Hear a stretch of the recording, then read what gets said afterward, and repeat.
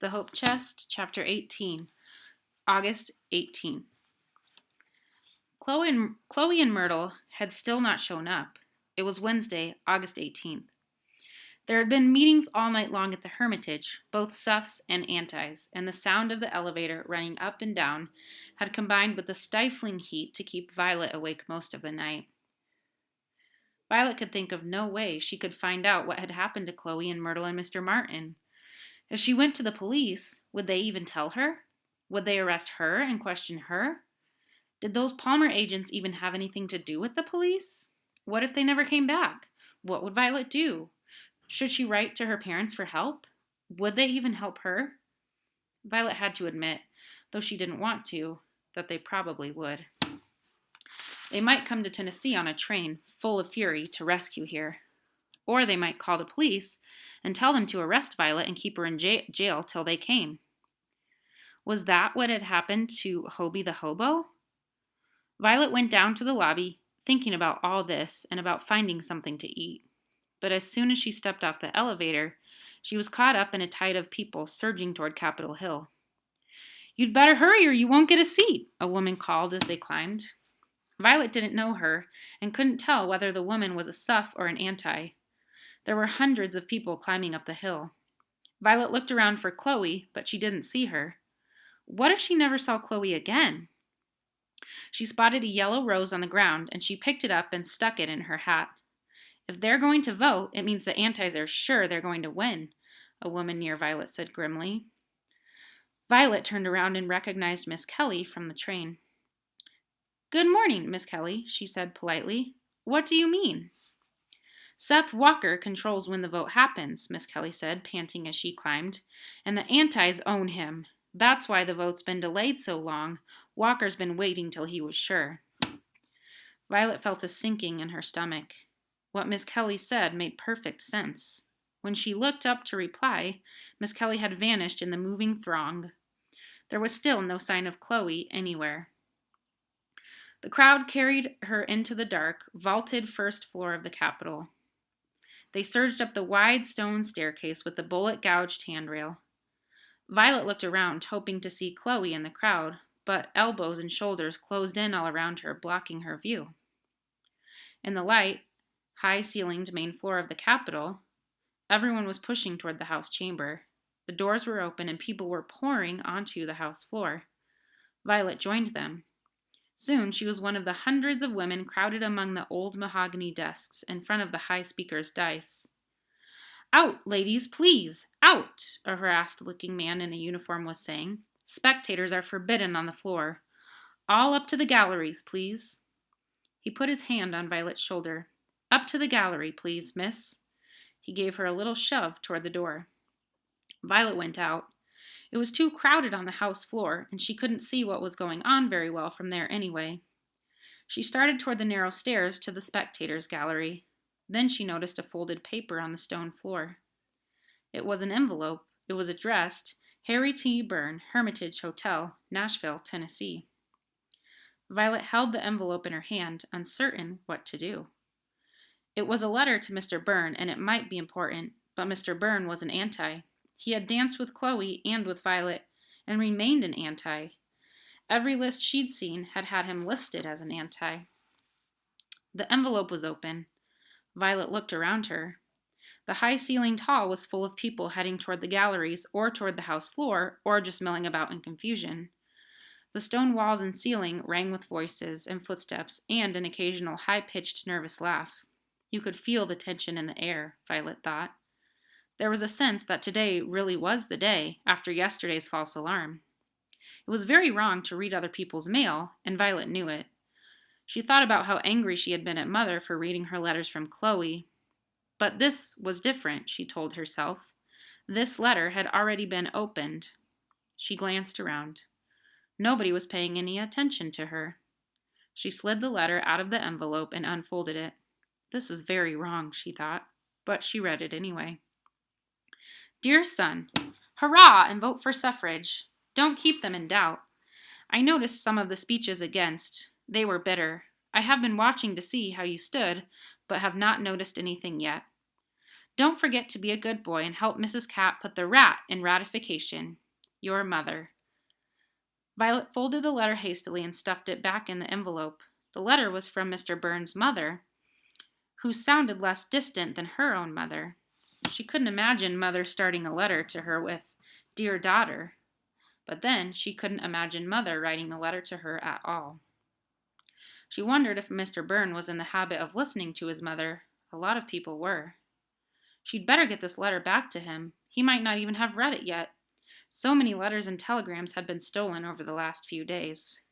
If he had gotten it, maybe he needed to read it again to remind him that millions of women needed his vote, and that one of those women was his mother. Violet knew that the Suffs had once considered Mr. Burns persuadable. Maybe it wasn't too late. She wove through the crowd and worked her way back into the house chamber, darting by the sergeant-at-arms and wending her way through the crowds of women and men wearing red and yellow roses. "Mr. Burns!" She looked among the dark mahogany desks. "Mr. Burns!" There he was. Mr. Burns looked up from his desk, a guarded, nervous expression on his face.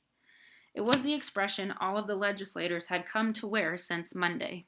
They reminded Violet of Mr. Martin being hunted by agents. "You dropped this, Mr. Burns." She held out the folded envelope. Wordlessly, he took the envelope without looking at it and stuck it in his jacket pocket. He didn't meet her eyes. Violet thought that was a bad sign, then thought maybe it was a good sign, since Mr. Burns thought Violet was an anti. The sergeant-at-arms was coming toward Violet. Why did he keep picking on her? There are at least 100 women on the floor who weren't supposed to be there.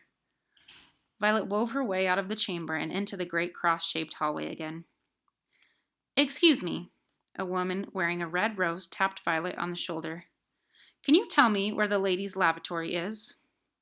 Violet looked at the woman. She was tall and thin and in her 40s. She was wearing a worn-out polka-dot dress and a broad-brimmed straw hat with tired-looking poppies on it. Everything about the woman looked tired. "I think it's at the top of the stairs." "No, I looked," said the tired woman. "There's only a men's." Violet looked. There was a huge oaken door with a sign over it that said, "Gentlemen." "Well, maybe it's around the other side of the hall," said Violet, pointing. "I looked there already," said the woman. "I don't think there is a ladies' lavatory." She looked close to panic. "What do you expect?" said Violet, losing her patience. "Of course there's no ladies. If you don't want women to vote, and you don't want women to have any say in government, then why on earth do you expect to find a ladies' lavatory at the Capitol?" She had raised her voice much more loudly than she should have. She knew she was being rude. "What do you mean?" The tired-looking woman looked shocked. "I never said anything about voting. I just want the lavatory. Goodness, you young people today have no manners at all." Tears started in her tired eyes, and Violet felt terrible for having been rude. "I'm sorry," she said. "Maybe there's a lavatory over here." She gestured to the woman and went over to the other side of the huge vaulted marble hall to a place where it looked like there might be a recess that could lead to a bathroom. The woman followed her. "Why are there so many people here?" she said. "What's this all about, anyway?" Violet stared at her. "We're here to fight for justice, for the right to vote. You're against it." She pointed to the woman's red rose, even though it was rude to point. The tired woman touched her red rose gingerly. "Is that what this means? They just rounded all of us lady workers up at the mill and gave us red roses to wear, and brought us up here in an omnibus." Violet was too surprised to answer. She opened the door to what she thought was the ladies' room. It was a broom closet. "Brooks, tell Turner that Governor Cox is on the phone," a man's voice snapped. Violet looked around. They were next to an open office door. She peered in. 2 men were standing over a telephone. The man with the receiver in his hand had a stern, thin face with a pointed nose. The other man, Brooks, was round and chubby. They glared at each other. "Get Turner in here now," said the man with the pointed nose. Brooks muttered something about attempts to influence the vote. "Of course it's an attempt to influence his vote. Now get him in here at once. We can't leave a presidential candidate hanging on the phone." Brooks said, "Yes, Governor Roberts," and turned and walked out of the office. The man with the pointed nose, Governor Roberts, looked up and saw Violet. He looked at the yellow rose on her hat. "He's not going to do it. Go get Turner for me, girl." Violet paused on the threshold. She had never spoken to a governor before. She was almost sure you were supposed to curtsy when you did, but she had more important things on her mind. Chloe had said Governor Roberts was a suff. He was the one who had called the special session in Tennessee. But some of the suff's strongest supporters had changed sides. People seemed to be changing sides every minute. Violet had no intention of helping out the wrong side. "Are you still a suff, Governor?" she asked. "Of course I'm a suff," the governor snapped. "And Governor Cox is a suff. And he's going to be the next president of the United States. And he's right here on the phone, long distance, which is not cheap. And he wants to talk to Turner. Now run, kid." Violet turned and hurried back to the house chamber. She passed the tired-looking woman with the red rose, who was saying in great embarrassment to Brooks, "A place where I could wash my hands?" "The ladies' is down on the ground floor," Brooks said. "Here, let me show you where it is." He held out his arm to the tired-looking lady and guided her toward the stone staircase. It could not have been clearer that he wasn't going to look for Turner. Violet ducked past the sergeant-at-arms and into the chamber. "Mr. Turner!" she called. She didn't know what he looked like. "Mr. Turner!" There was no answer. One thing all of the legislators had learned in the last few days was not to answer when they were called. With a flash of inspiration, Violet pulled off her hat and plucked the yellow rose from it. She stuck it inside her hat and clapped the hat back on her head. Then she grabbed a page boy. "Where's Mr. Turner?" The page boy nodded toward a man who was studiously looking away from her. Violet went up to his desk. "Mr. Turner, there's an urgent phone message for you. Please come at once." The man looked up at her sourly. He had heard a lot about urgent phone messages in the last few days. "There really is," said Violet. "I'm not lying. It's from—" She took a deep breath, not sure if this was a mistake or not. "It's from Governor Cox, the presidential candidate." Mr. Turner looked even more sour. "I know who Governor Cox is, miss." He got tiredly to his feet. Violet led him out of the house chamber. The sergeant-at-arms scowled and said, "Don't come back in here again, missy," and across the great hall to the office where the phone call was waiting. Mr. Turner reached for the telephone, glaring at Violet at the same time. "All right, I'm here, miss. Now scram." "Good morning, Governor." Governor Roberts smiled at Violet. "Thanks, kid. Now run along." Violet went back out into the hall. The crush of people moving up the narrow staircases to the spectators' gallery had slowed to a trickle. Violet went up the stone stairs to the gallery. It was swelteringly hot.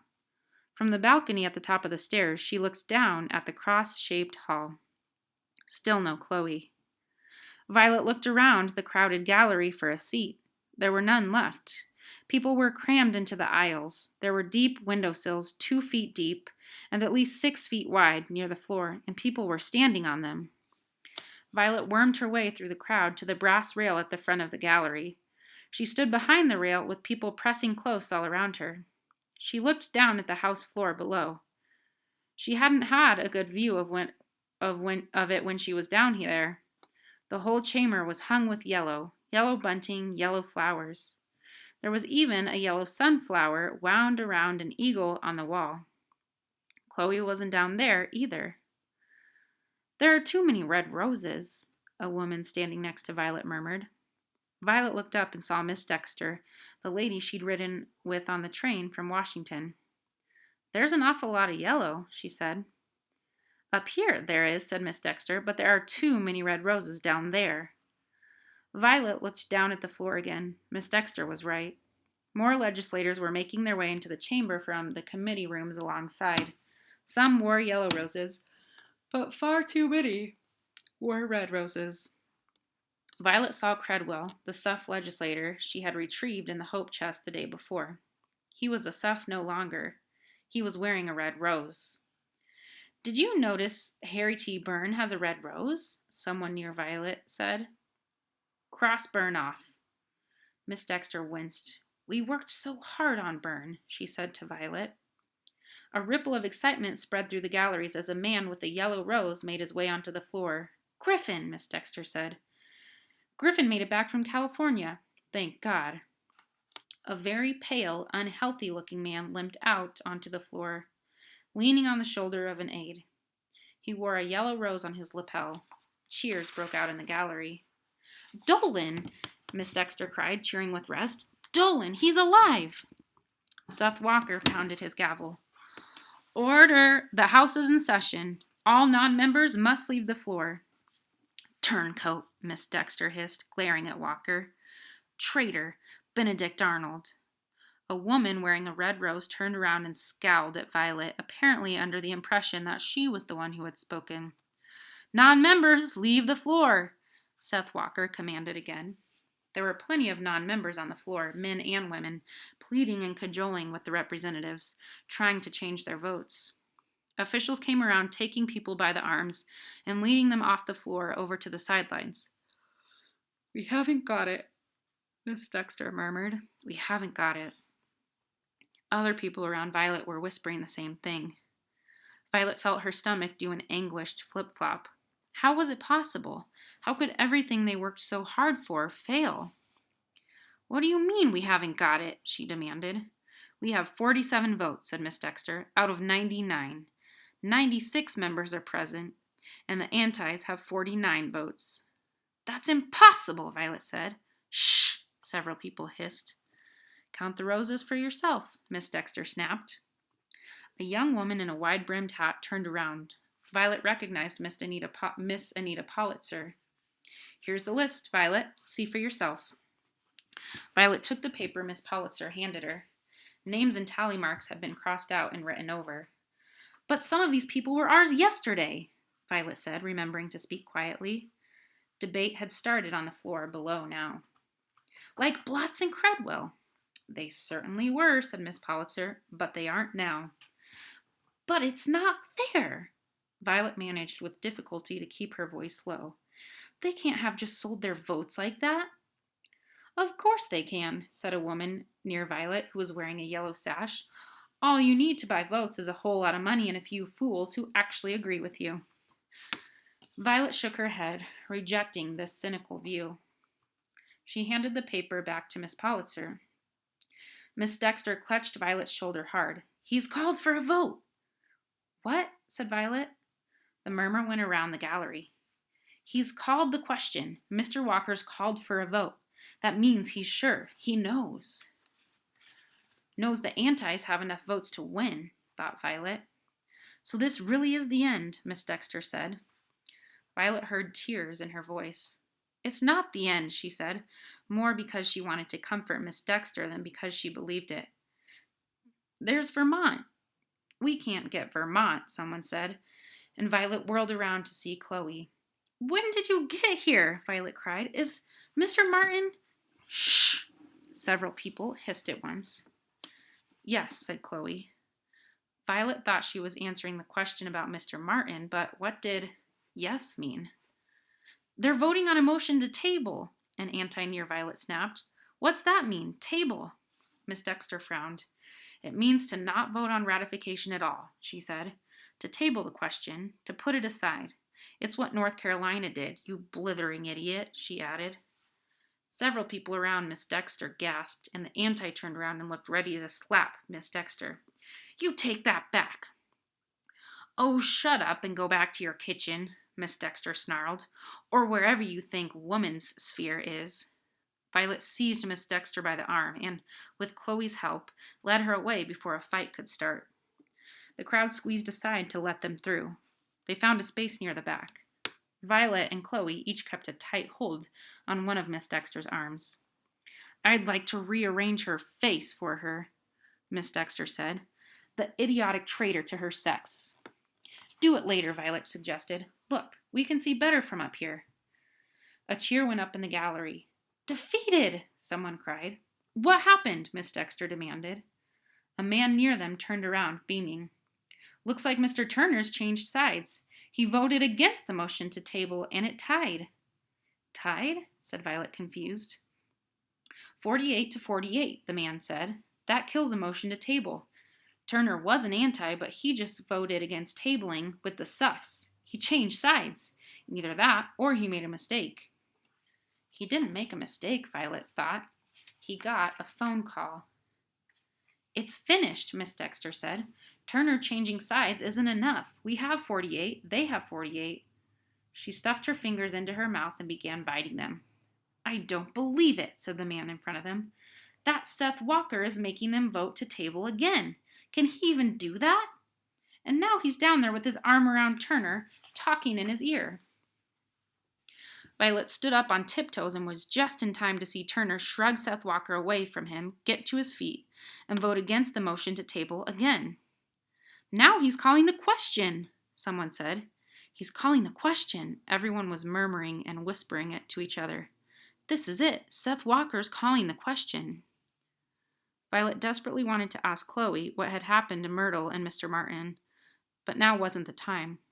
She and Chloe were on opposite sides of Miss Dexter, and a hush fell over the chamber and galleries that seemed to forbid even a whisper. Violet was still clutching Miss Dexter's arm, and Miss Dexter clutched hers now, too. Violet didn't even especially like Miss Dexter.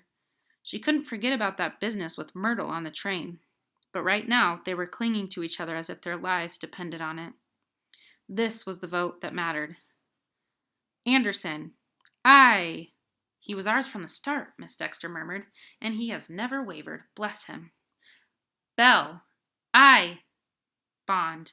They bought him, Miss Dexter said through fingers in her mouth. Bought him like a pig in a poke, Violet suggested. She was far too nervous to care whether it sounded right or was even true. 48 to 48, Miss Dexter said again. We have 48, and they... Shh, the man in front of them hissed. Burn. Aye. Canal. What, said Miss Dexter? She dropped Violet's arm in surprise. A murmur was sweeping through the gallery. Byrne? Harry T. Byrne voted for ratification? But Byrne is theirs. Byrne is an anti. He's ours now, the man in front of them barked. Byrne is ours. Byrne changed his mind. If we can just keep Turner... Violet nodded silently. Her voice wouldn't work. The clerk called off the men's names, and they voted aye or nay. There were no more surprises. But would Turner vote aye? God, let us keep Turner, Miss Dexter breathed. Turner, the clerk called. Silence fell for a moment that seemed to last much longer than it did. For some reason, Violet could hear Mrs. Catt's voice in her head saying, 72 years, do you hear me? 72 years. Aye! Yes! Miss Dexter fairly leapt into the air. Violet didn't realize it until she felt her own feet hit the floor, that she had done the same. All around them, the air was full of hats and yellow roses being flung triumphantly upward. The women around Violet were screaming, crying, laughing, and dancing. The man in front of her turned around, seized Violet's and Chloe's hands, and began to dance an Irish jig. Violet freed herself from the dance and climbed onto the wide windowsill. Down on the floor of the chamber, the legislators were dancing and cheering. At least, some of them were. Among the red rose wearers, only Turner and Byrne were dancing. You had to say this for them. When they changed sides, they did it with enthusiasm. From above, showers of yellow rose petals fell on the legislators as people in the gallery made confetti out of their boutonnieres. The women who had been pushed to the sides of the chamber had come surging out and were leaping, singing, tap dancing. Violet saw a woman run up to Mr. Hanover, throw her arms around him, and kiss him on the cheek.